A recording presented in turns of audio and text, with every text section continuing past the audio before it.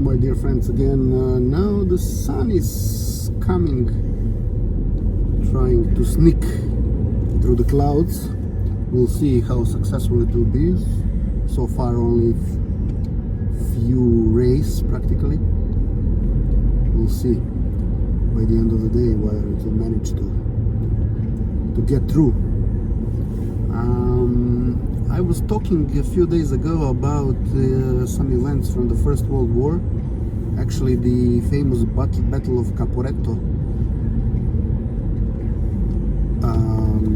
between the Austrians and the Italians, where Austrian army, reinforced by the German army, have caused a significant defeat to the Italians. This happened in 1917, just I believe on the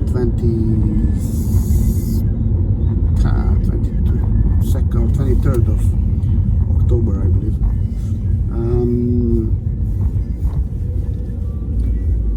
However, on today's date, there was a year, practically exactly a year after, there was another battle between the same opponents. This time at Vittorio Veneto, and this time Italians have defeated heavily the Austrian army, but we have to note that Austrian army was already quite disordered, so to say, because of the defeats that were caused to it by the Serbian army. Not only Serbian and French in essence. The Macedonian front, or Thessaloniki front as we call it here.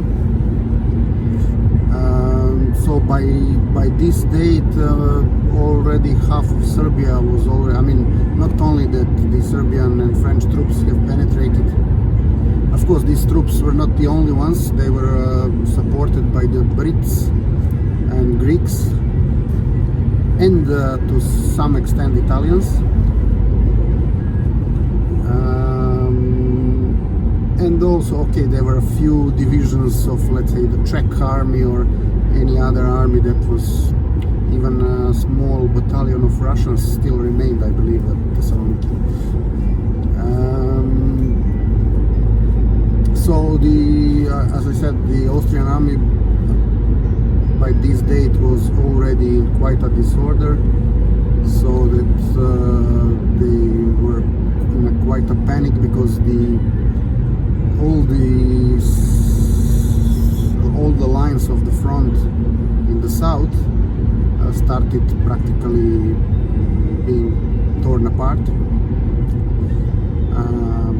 because nobody actually ever predicted that the remainings actually of the Serbian army that recovered at the island of Corfu in Greece will be still capable of hitting so hard, so that everybody was shocked, and especially the Bulgarians that were practically holding the line, most of the line, the Macedonian front was held by the Bulgarians, but they surrendered already at the beginning of October, because the breach of the front started practically on the 14th of September, and on the by the artillery, let's say, preparation, and then on the 15th of September there was a major breakthrough. The Serbian Šumadijska division and Timočka as well were the main practically ones that breached the front, together with some French divisions, of course.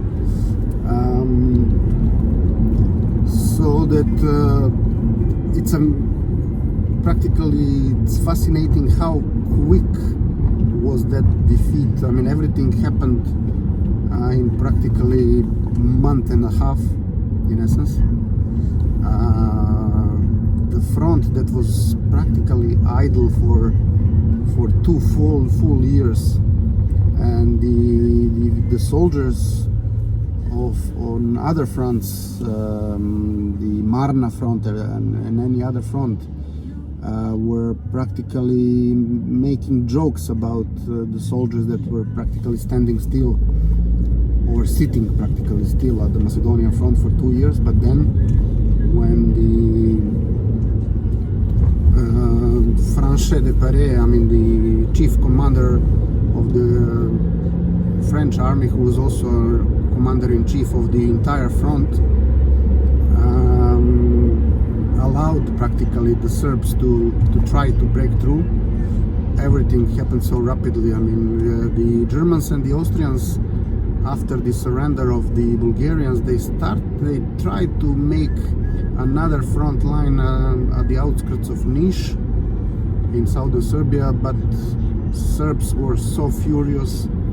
Serbian practical infantry and French cavalry were so furious that they didn't. I mean, this new attempt to establish a new line of front failed only after 2 days.